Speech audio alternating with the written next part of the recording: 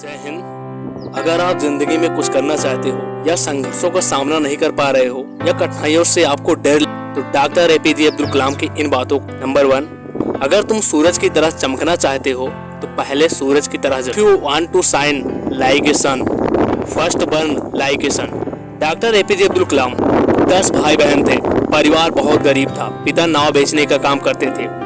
जब doctor APJ Abdul Kalam 10 साल के थे तो इन्होंने पेपर बेचने का काम किया ताकि इनकी प्रारंभिक शिक्षा जारी। पढ़ने का हौसला जुनून इतना मजबूत था कि क्लास में एक टीचर ने कहा, जो सुबह 4 बजे आ जाएगा उसकी पढ़ाई फ्री रहे। डॉक्टर एपीजे अब्दुल कलाम नहा धोकर हर मौसम में 4 बजे पहुंच जाते थे। एक दिन ये गलती से दूसरे क्लास में पहुंच। टीचर को जब मालूम हुआ ये गलती से आए हैं तो इनको डांटते हुए कहा, तुमको अपना क्लास नहीं मालूम तो तुम अपने लाइफ में, अपने जीवन में क्या करोगे। इन्होंने इसको गलत साबित करने के लिए और पढ़ाई करने लगे। दिन रात पढ़ाई करने लगे और मैथ में 100 to 100 अंक हासिल। आप भी वो दिन याद करो जिस दिन लोगों ने आपको जलील किया हो और कहा हो ये आपकी बस की बात नहीं है, आप इसे नहीं कर सकते। इसे गलत साबित करने के लिए आपको अपना लक्ष्य हासिल करना पड़ेगा और उन लोगों को बताना है, yes I can do. Number 2, महान सपने देखने वालों के महान सपने हमेशा पूरा होते हैं। डॉक्टर एपीजे अब्दुल कलाम जब क्लास 5 में पढ़ते थे तब इनके टीचर सुब्रमण्यम अय्यर चिड़िया के बारे में बता रहे थे कि चिड़िया उड़ती कैसे।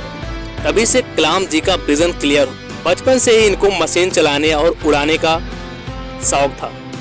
पायलट बनना चाहते थे। इनका पायलट बनना सबसे प्रिय सपना है। 1955 में पायलट के इंटरव्यू में डॉक्टर एपीजे अब्दुल कलाम शामिल हुए। उस इंटरव्यू में कुल 25 कैंडिडेट शामिल थे।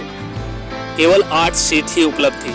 उसमें से 9वां स्थान डॉक्टर एपीजे अब्दुल कलाम, ये उसमें असफल हो गए।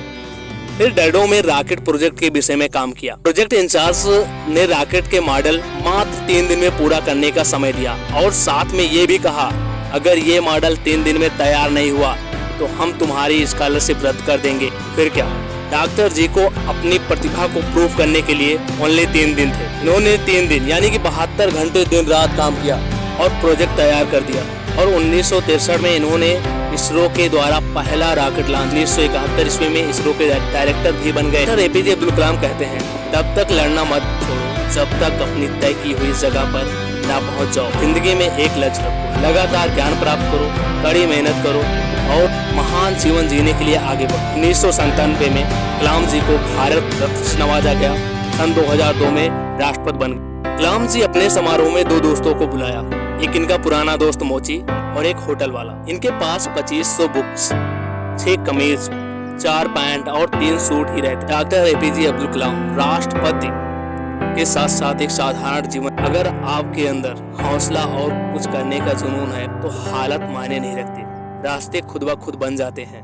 याद रखना, लाइफ में जो भी होता है वो किसी वजह से होता है, या तो आपको कुछ बना कर जाता है या फिर सिखाकर। जय हिंद, जय भारत, इंकलाब जिंदाबाद, भारत माता की जय।